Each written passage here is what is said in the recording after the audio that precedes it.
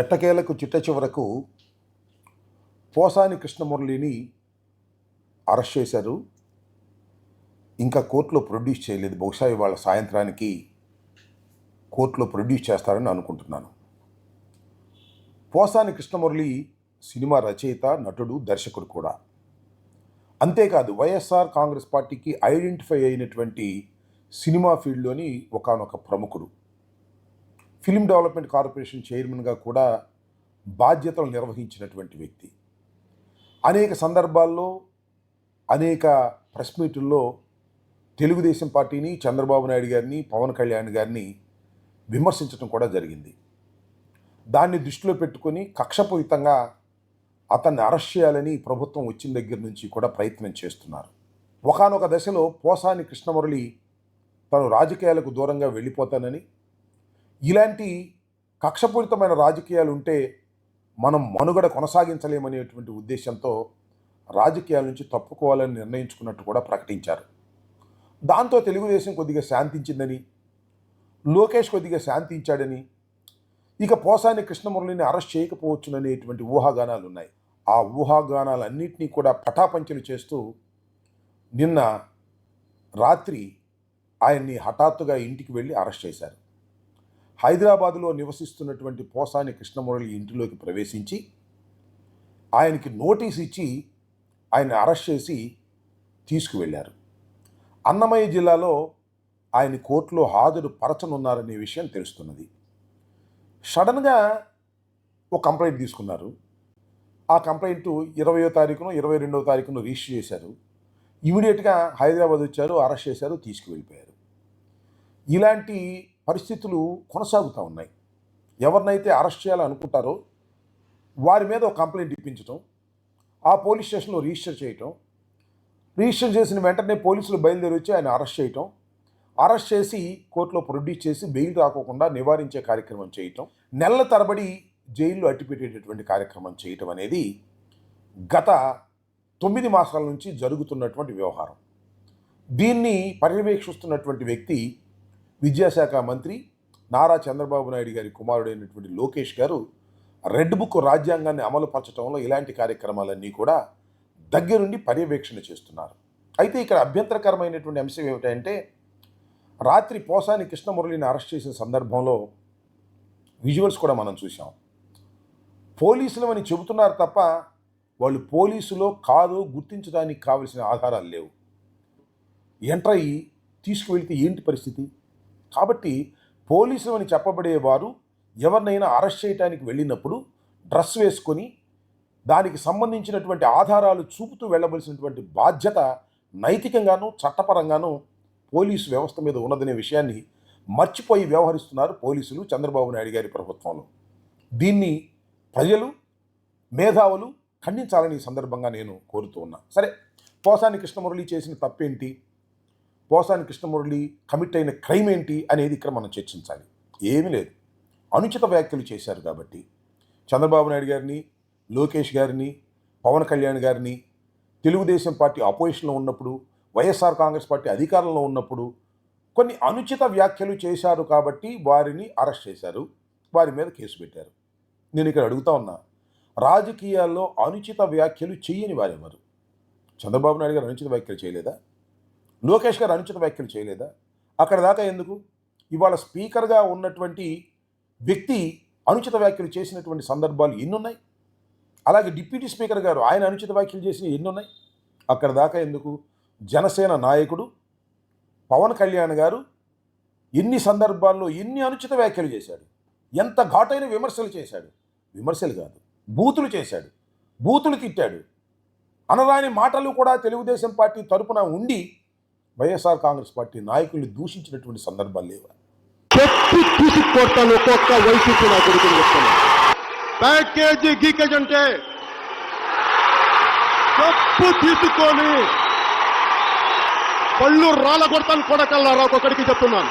చవటల్లారా, దద్దమ్మల్లారా, ఏరా వైసీపీ గుండగల్లారా, వంట చేత వస్తాం, మెడ పిసికి తొక్కి కింద నొక్కేస్తాం కొడకల్లారా. ఈ దౌర్భాగ్య ముఖ్యమంత్రి శాడిస్ట్ నా కొడుకు అంటాడు. అసలు ఏం పీకేవనరా? 170 సీట్లు వస్తాయి, ఏం పీకో? అప్పుడు పాదయాత్ర చేయడం కాదురా, ఇప్పుడు చేయరా పాదయాత్ర. పోలీసు దౌర్భాగ్య నా కొడక. మరి రాజకీయాల్లో అనుచిత వ్యాఖ్యలు చేస్తే అరెస్ట్ చేసే పరిస్థితి ఉంటే ఎవరిని లోపల పెట్టకుండా ఉండాలి చెప్పండి? ఇవాళ అందరినీ లోపల పెట్టవలసిన అవసరం ఉంది కదా. అది కూడా సంవత్సరం క్రితం చేసిన అనుచిత వ్యాఖ్యలను వారి ప్రభుత్వం అధికారంలోకి వచ్చిన తర్వాత ఎక్కడో రాష్ట్రంలో ఒక మూలన ఒక కంప్లైంట్ ఇచ్చి పోలీసులు తమ చేతిలో ఉన్నారు కాబట్టి అది రిజిస్టర్ చేసి పోలీసులను పంపించి అరెస్ట్ చేయటం అనేది ధర్మమేనా? ఇంతకుముందు ఆర్జీవీ గారిని కూడా ఇలాగే అరెస్ట్ చేయాలని ప్రయత్నం చేశారు. ఆర్జీవీ గారు తెలివిగా కోర్టుకు వెళ్ళారు, యాంటిసిపేటరీ బెయిల్ తెచ్చుకున్నారు. తర్వాత మొన్న విచారణకు పిలిస్తే కూడా విచారణకు వెళ్ళారు.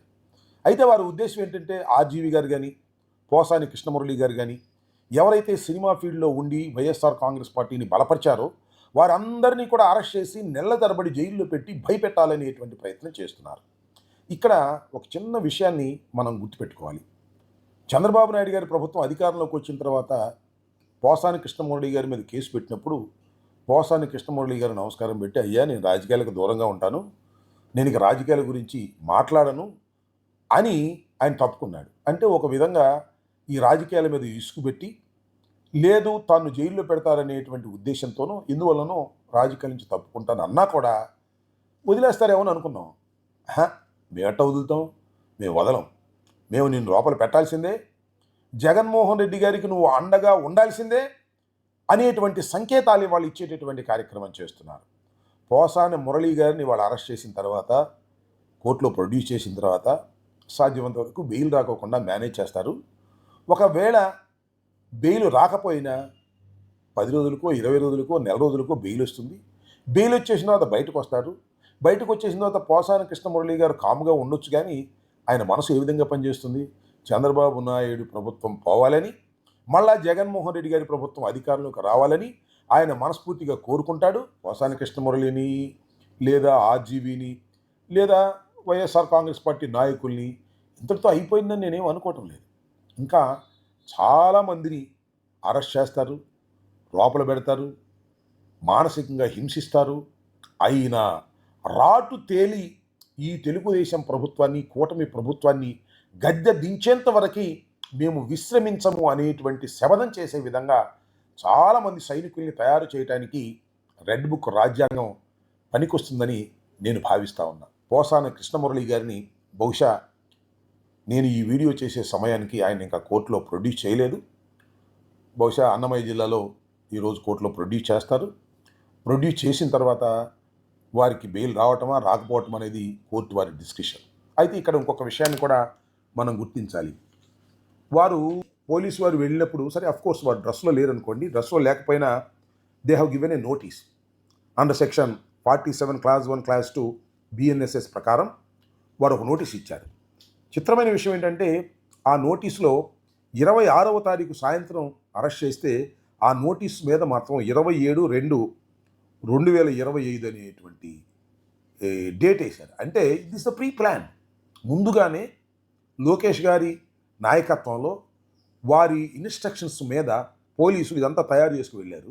యాక్చువల్గా 27వ తారీఖు అరెస్ట్ చేయాలి, కానీ 26వ తారీఖునే అరెస్ట్ చేశారు. కోర్స్ వారు చెప్పొద్దు డేట్ ఏదో తప్పేశామని. ఇదంతా ఒక ప్రీ ప్లాన్డ్ ప్రకారం అరెస్టులు జరుగుతూ ఉన్నాయి. ఇంకా కొన్ని అరెస్టులు కూడా జరిగేటువంటి అవకాశం ఉంది. ఎన్ని అరెస్టులు జరిగినా వైఎస్ఆర్ కాంగ్రెస్ పార్టీని ఏమీ చేయలేరు, బెదిరించలేరు అనేది కూడా ఈ సందర్భంగా నేను చెప్పదలుచుకున్నా.